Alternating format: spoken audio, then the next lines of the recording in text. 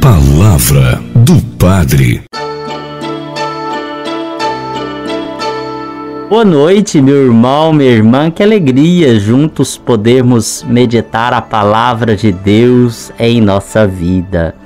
Em nome do Pai, do Filho e do Espírito Santo. Amém. Deus do universo, fonte de todo o bem, derramai em nossos corações o vosso amor e estreitai os laços que nos unem convosco, para alimentar em nós o que é bom e guardar com solicitude o que nos destes.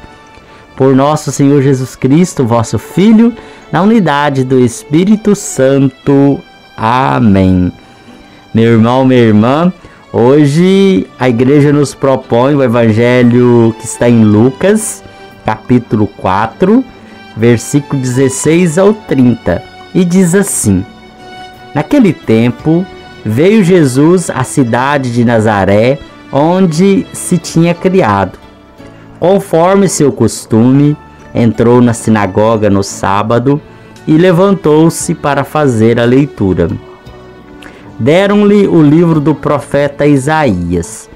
Abrindo o livro, Jesus achou a passagem em que está escrito: O Espírito do Senhor está sobre mim, porque Ele me consagrou com unção para anunciar a boa nova aos pobres, enviou-me para proclamar a libertação aos cativos e aos cegos a recuperação da vista, para libertar os oprimidos e para proclamar um ano da graça do Senhor. Depois fechou o livro, entregou-o ao ajudante e sentou-se. Todos os que estavam na sinagoga tinham os olhos fixos nele.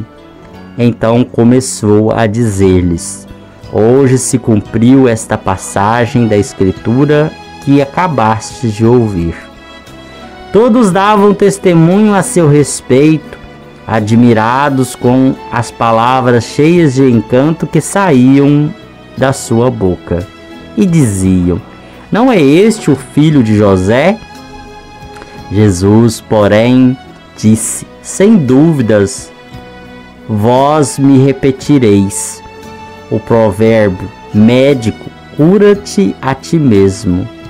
Faze também aqui em tua terra tudo o que ouvimos dizer que fizestes em Cafarnaum. E acrescentou: Em verdade eu vos digo que nenhum profeta é bem recebido em sua pátria. De fato, eu vos digo, no tempo do profeta Elias, quando não choveu durante 3 anos e 6 meses, e houve grande fome em toda a região, havia muitas viúvas em Israel. No entanto, a nenhuma delas foi enviado Elias, senão a uma viúva que vivia em Sarepta, na Sidônia. E no tempo do profeta Eliseu, havia muitos leprosos em Israel. Contudo, nenhum deles foi curado, mas sim Naamã, o sírio. Quando ouviram estas palavras de Jesus, todos na sinagoga ficaram furiosos. Levantaram-se e o expulsaram da cidade. Levaram-no até o alto do monte, sobre o qual a cidade estava construída, com a intenção de lançá-lo no precipício. Jesus, porém, passando pelo meio deles, continuou o seu caminho. Palavra da salvação. Glória a vós, Senhor. Meu irmão, minha irmã, o primeiro olhar de Jesus não se dirige ao pecado das pessoas, mas ao sofrimento que arruína suas vidas. A primeira coisa que toca o coração de Jesus não é o pecado, mas a dor, a opressão e a humilhação que homens e mulheres sofrem. O nosso maior pecado, meu irmão, minha irmã, consiste precisamente em fechar-nos ao sofrimento dos outros, para pensar apenas em nosso próprio bem-estar. Jesus, no Evangelho, se sente ungido pelo Espírito de um Deus que se preocupa com os que sofrem. É esse Espírito que move Jesus a dedicar sua vida inteira a libertar, aliviar, curar, perdoar. Pois diz Jesus: o Espírito do Senhor está sobre mim, porque me ungiu, enviou-me para dar a boa notícia aos pobres, para anunciar aos cativos a liberdade e aos cegos recuperar a visão, para pôr em liberdade os oprimidos, para anunciar o ano da graça do Senhor. O Espírito de Deus está em Jesus, enviando-o aos pobres, orientando a vida dele para os mais necessitados, oprimidos e humilhados. Meu irmão, minha irmã, nesta direção devemos também trabalhar, seus seguidores. É esta a orientação que Deus, encarnado em Jesus Cristo, quer realizar na história humana de cada um de nós. E só é possível viver e anunciar Jesus Cristo a partir da defesa dos últimos e da solidariedade com os excluídos. Se o que fazemos e proclamamos a partir da Igreja de Jesus não é captado como algo bom e libertador pelos que mais sofrem, que evangelho estamos pregando?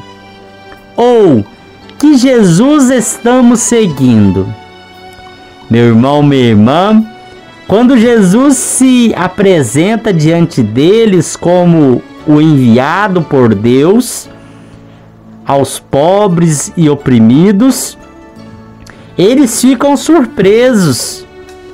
Sua mensagem lhes agrada, mas não é o bastante.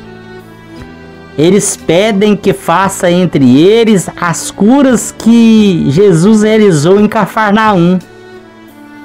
Eles não querem um profeta de Deus, mas uma espécie de mago ou curandeiro que dê prestígio à sua pequena aldeia de Nazaré.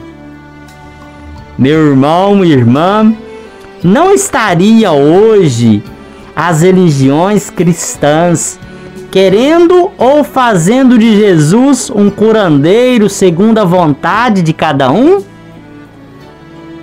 Como se estivéssemos diante de um self-service da fé, onde podemos pegar só o que nos agrada.